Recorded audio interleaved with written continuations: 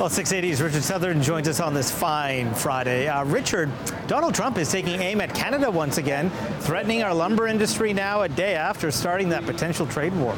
We're his favorite subject these days, Francis. So, yeah, the U.S. president tweeting this early this morning. He said, quote, Canada has treated our agricultural business and farmers very poorly for a very long time. Highly restrictive trade. They must open their markets and take down their trade barriers. They report a really high surplus on trade with us, due timber and lumber in the U.S., so seemingly alluding maybe there to more tariffs on Canadian lumber products.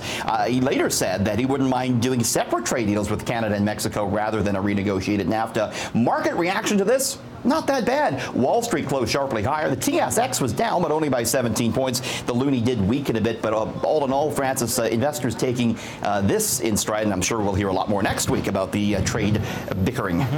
But there was another tweet by Trump this morning that moved financial markets and may have actually broken a long-standing Wall Street rule. Yeah, I mean, we talk about the word embargo here in our business all the time. You get information, you're not supposed to divulge it until a certain time. 7:21 this morning, Francis, Trump tweeted, looking forward to seeing the employment numbers at 8:30, seemingly indicating that they may be good. Right after that, the price of gold started to fall. Stock futures rose. The U.S. dollar really surged. Sure enough, at 8:30, when the report came out, it showed 223,000 U.S. jobs created, way better than expected. Now, there's been a rule that White House officials, they get the number early, but they were not supposed to divulge it. And seemingly, Trump did give the market a hint about what was to come.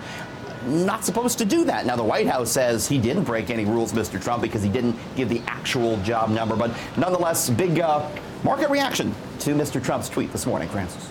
Now, we know that teens are constantly online, but it seems their social media trends are changing. Yeah, there's a big study up by the Pew Research Center about just what teens are using online. And look at that, it's YouTube that really leads the way.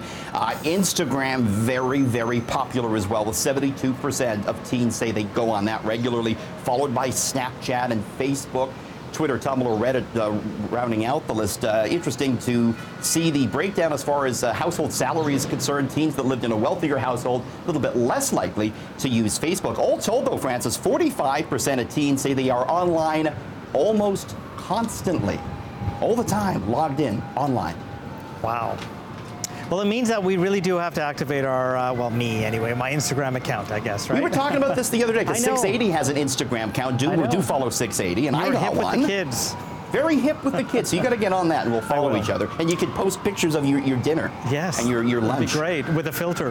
Right. Vegas casino workers are officially on strike. What is the world to do? So work action could actually cripple Sin City this weekend. Yeah, the picket signs, they're already ready to go there in Vegas. We've been following this one closely. 50,000 Vegas bartenders, food and cocktail servers, porters, cooks at 34 of the biggest hotels. They are on strike, but they do remain on the job right now as the negotiations continue. They could walk off literally any moment. So we've been following this story closely because a lot of Canadians go down there. 42 million visitors a year is what Vegas sees.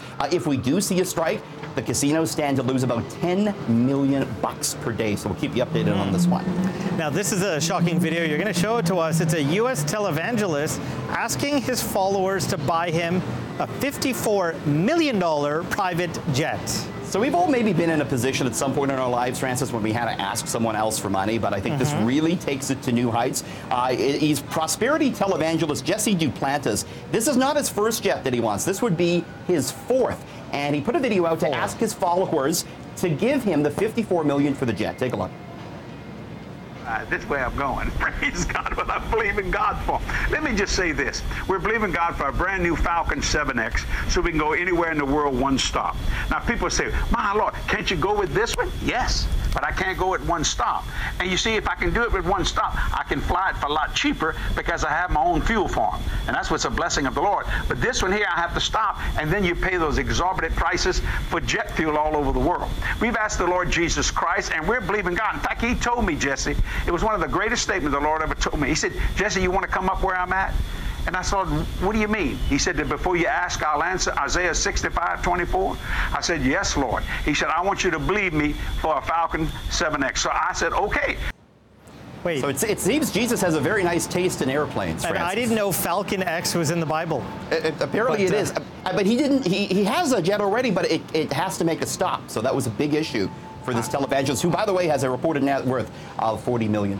I guess he wants to be closer to God at a higher altitude, but there must be more economical ways. 30,000 feet closer to God, absolutely. So speaking of taking flight, if you're planning to hit the golf course this weekend, you may be interested in a new golf cart. I think this is the way I'm going to do it the next time I'm on the golf course. This is Bubba Watson, and look what he's got, Francis. It's a flying golf cart. Look at that, whizzing from hole to hole. It's in collaboration with Martin Aircraft, can reach heights of 3,000 feet, can travel 80 kilometers per hour. The idea is that in between holes, golfers can simply throw their clubs in the back, strap in, and take off and land again at the next hole. No word on when it's going to hit the market, but it's going to cost $200,000, so you got to save up for your flying Bubba Watson golf cart. But will it help your game? That's the question. Well, whether or not you got a good game, you can look like you know what you're doing, flying around the 18 holes. Because you won't look ridiculous at all. That's good. Yeah. Not at all. Thank you, Richard. Have a great weekend.